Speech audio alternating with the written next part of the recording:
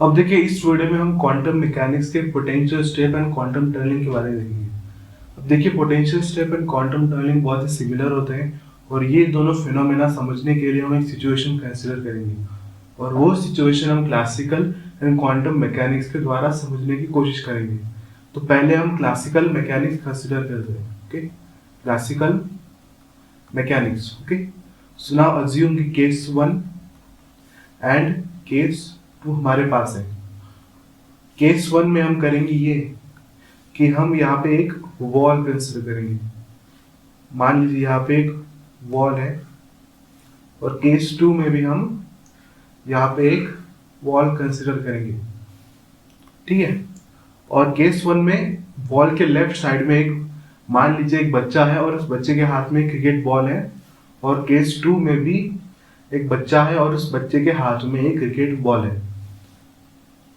अब देखिए मान लीजिए कि केस 1 में इस बच्चे ने ये जो ball towards this wall throw किया तो ये बॉल ऐसे जाएगी, यहाँ पे वो बॉल इस वॉल पे इंसिडेंट होंगी और इंसिडेंट होने के बाद ये बॉल रिफ्लेक्ट होके इस बच्चे के हाथ में आ जाएगी।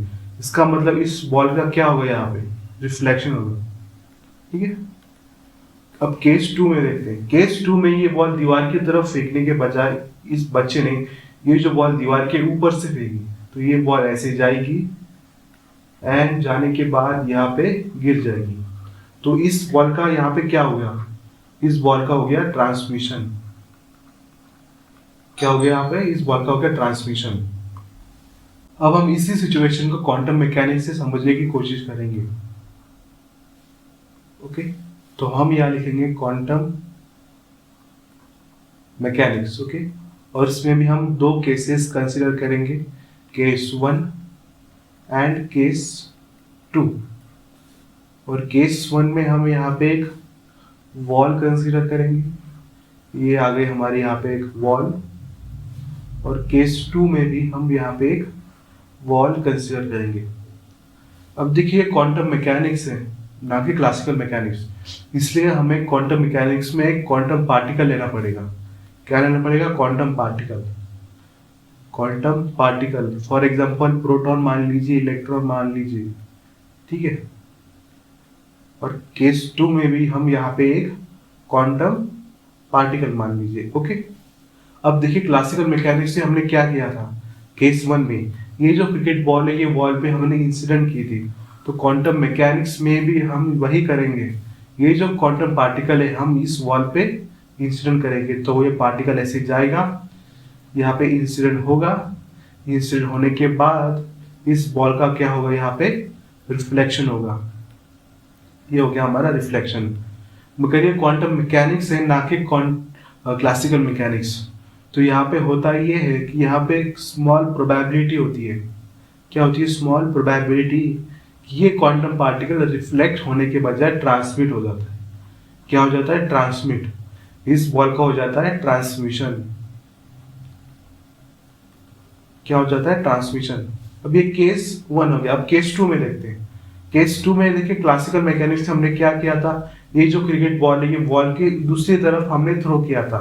अब क्वांटम मैकेनिक्स में हम जो ये क्वांटम पार्टिकल है वो भी इस बॉल के दूसरी तरफ थ्रो करेंगे, तो पार्टिकल ऐसे जाएगा और यहाँ पे लैंड करेगा। तो इस पार्टिकल का क्या हो गया है, हमारे यहाँ पे ट्रांसमिशन हो गया। But again this is a quantum mechanics not a classical mechanics. तो यहाँ पे डिफरेंस ये आता है कि at some very small probability, क्या स्मॉल प्रोबेबिलिटी होती है कि इस पार्टिकल का ट्रांसमिशन होने के बजाय यहाँ पे क्या हो जाता है, रिफ्लेक्शन। रिफ्लेक्शन होने की वजह से ये, अब देखिए मुझे पता है ये समझने में थोड़ा सा मुश्किल जाता है, तो फिर से एक बार मैं आपको बता देता हूँ। क्लासिकल मैकेनिक्स में हमने दो केसेस कंसीडर किए। केस 1 में ये जो बच्चा है उस बच्चे ने जो क्रिकेट बॉल की तरफ थ्रो की, थ्रो होने के बाद ये बॉल यहाँ पे इंसिडेंट हुई और इंसिडेंट होने के बाद ये बॉल रिफ्लेक्ट होके इस बच्चे के हाथ में गई, तो यहाँ पे उस बॉल का हो गया रिफ्लेक्शन। केस 2 में ये बॉल दीवार की तरफ थ्रो करने के बजाय इस बच्चे ने ये बॉल दीवार के ऊपर से थ्रो किए, तो इस बॉल का हो गया ट्रांसमिशन। अब क्वांटम मैकेनिक्स में क्रिकेट बॉल की बजाय हम लेंगे क्वांटम पार्टिकल। तो क्वांटम पार्टिकल केस 1 में हम इस वॉल पे इंसिडेंट करेंगे, तो ये पार्टिकल ऐसे जाएगा, यहाँ पे इंसिडेंट होगा, इंसिडेंट होने के बाद यहाँ पे होगा उस पार्टिकल का रिफ्लेक्शन। मगर ये क्वांटम मैकेनिक्स होने की वजह से देयर इज स्मॉल प्रोबेबिलिटी कि ये पार्टिकल रिफ्लेक्ट होने की जगह ट्रांसमिट हो जाए। केस 2 में देखते हैं कि ये जो क्वांटम पार्टिकल है ये हमने दीवार के ऊपर से थ्रो की, तो ये पार्टिकल ऐसे ऊपर से गया और यहाँ पे ट्रांसमिट हो गया।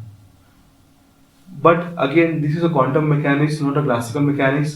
There is a small probability कि इंस्टेड ऑफ ट्रांसमिशन यहाँ पे उस पार्टिकल का हो जाएगा रिफ्लेक्शन। अब देखिए मैं इसका एक सिंपल सा एग्जांपल दे देता हूँ। मान लीजिए हमारे पास ये क्या है, सन है, और सन के अंदर हमें पता है हाइड्रोजन एटम्स होते हैं। क्या होते हैं? Hydrogen atoms. और ये हाइड्रोजन एटम पॉजिटिव होता है और ये भी पॉजिटिव, और हमें पता है कि 2 equal charges are repel each other, तो इन दोनों के बीच में क्या होता है? रिपल्शन होता है। But again there is a small probability. क्या होती है? स्मॉल प्रोबेबिलिटी होती है कि ये 2 हाइड्रोजन एटम न्यूक्लियर फ्यूजन करके हीलियम एटम बनाते हैं। क्या बनाते हैं? Helium atom.